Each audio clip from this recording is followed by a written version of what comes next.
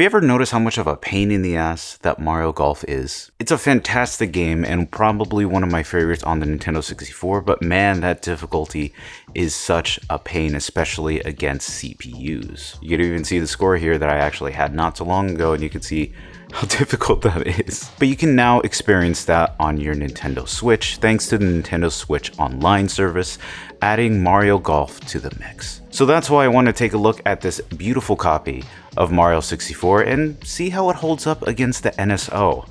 I don't really like the NSO version all that much, and I think you'll see why. Let's start with a couple things that it does right, because it does do a couple things that are right. And one of the things I do love is actually a steady 30 FPS.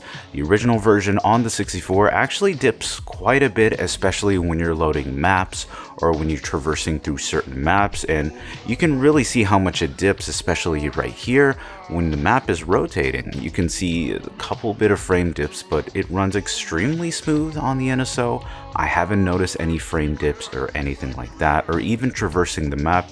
It's been quite a nice experience, and that's been one of my favorite quality of life features, that it's just a really nice and balanced FPS experience. He agrees too, by the way.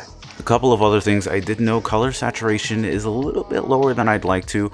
I'm using an Ultra HDMI on my Nintendo 64, so I've noticed that without the scanline features, of course, that colors pop beautifully, and I just love to see how vibrant a lot of the greenery is, as well as some of the character costumes and everything. They just look fantastic with the colors just popping at you, but I really didn't notice that on the NSO. It was kind of a little bit lackluster, for lack of a better term, but it's something I did notice, and I think it's worth noting. Going into the graphics, I've mentioned this for a lot of NSO games, but same applies here. There is a general smoothing filter that's been applied to this. So of course, 2D textures will be completely smoothed out, and 3D models will look pretty nice, but out of all of the other NSO games, I personally don't think this one looks good at all. See, the thing is that there are not many 3D models in the game.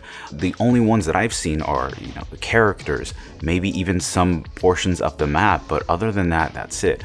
A lot of the foliage assets are 2D, a lot of the map as well as 2D, menus in 2D, even some of your golf balls are in 2D. So while there is a positive of having a smoothing filter, you really do see how bad this looks and how the game was trying to use certain tricks in order to hide some of the lower quality nature of the 2D assets. And that's a shame too, because with some of the 3D models, they look a lot worse because they're not really as detailed as, let's say, Legend of Zelda or Mario 64, but you can really just see how bad they look with the smoothing filter. I'm not a fan of this just because it just overall ruins the aesthetic look of the game and presentation. I still think that the Nintendo 64 just looks beautiful, and its resolution really does it some justice. And if you actually have a Japanese copy like myself, give me a like and subscribe. I think we can definitely have a nice little communication on that, especially with the N64 version. To make matters worse,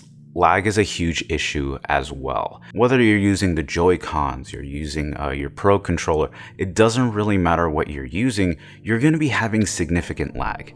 I have talked about this portion of lag on other NSO videos, but you really feel it here, especially a game that's really concentrating on timing and making sure that you get like beautiful shots when you're traversing through the maps. It's really a disappointment. At the start of this video, I did mention the difficulty is insane, and adding lag to the mix, it makes it even worse. Some of the NPCs go all out, and they're probably some of the more challenging aspects when you're fighting against, like, let's say Wario or Yoshi or anything like that. And you really start to see how lag can contribute to such a difficult experience, even more so than what the game is providing. So if you're hoping to make trick shots, if you're hoping to score perfects on every single map, you won't find that here unless you know the timing of the lag that you can find on the NSO version. I'm just not a fan of that, and I personally love to play Mario Golf on the 64, and just playing it like this is just, it's such a difficult experience. One last thing, have you noticed that in the character selection, there are 4 slots on the bottom that are completely unused. The Nintendo 64 version boasts a special feature that allows you to integrate the Game Boy Color assets into this game. Using the famed transfer pack that came along with Pokemon Stadium, you can actually transfer your main character stats from Mario Golf Game Boy. Transferring those from the color version, you can bring them in here. Of course, for the sake of this video, I do have a copy of Mario Golf N64, and obviously that's not going to work with a US version of Mario Golf on the Game Boy. So obviously there is a personal discrepancy there. But if you have the original copies and you have the original versions, it's really cool to be able to transfer your stats and be able to play as these 4 main characters that are on Mario Golf. It's not a game-changing experience or anything like that, but when it comes to extra features and interactivity, I do love that you get to do this, so it's something worth noting. The transfer pack is a difficult thing to run, especially when you are playing like Pokemon Stadium where you move around the controller and then it doesn't want to work.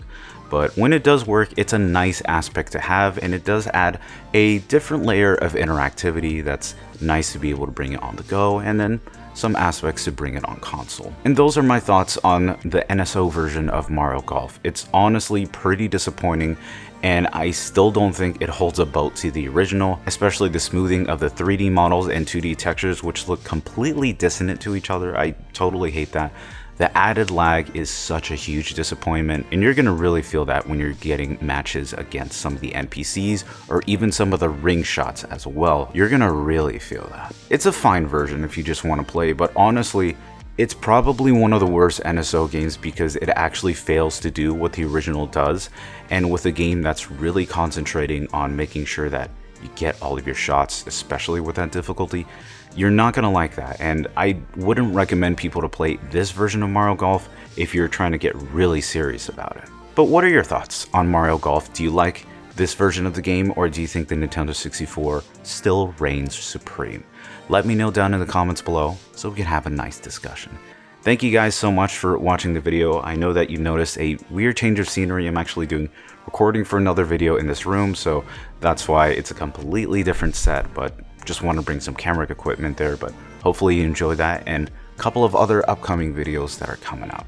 I also wanted to thank TailsRob as well as PowerMatt, these people who are supporting the channel, as well as if you want to see some new videos, I have them right here. But also thank you so much for watching these videos. It's always fun to make, and I do appreciate that. Thank you guys. I appreciate it. I'll see you very soon.